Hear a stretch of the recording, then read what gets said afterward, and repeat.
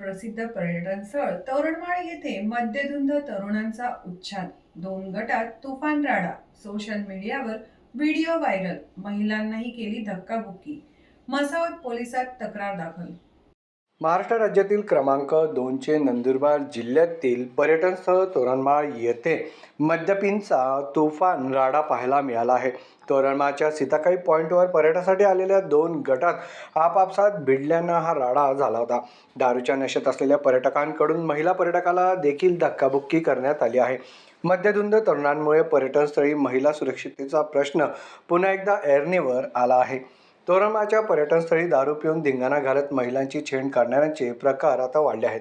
3 ते 4 दिवसांपूर्वी झालेल्या मारहाणीचे व्हिडिओ सोशल मीडियावर मोठ्या प्रमाणात व्हायरल होऊ लागले आहे. घटनास्थळी मसावत पोलीस ठाण्याचे अधिकारी कर्मचारी पोहोचल्यानं मोठा अनर्थ टळला आहे. 2 गटात मारहाण प्रकरणी मसावत पोलीस ठाण्यात तक्रार दाखल करण्यात आली आहे.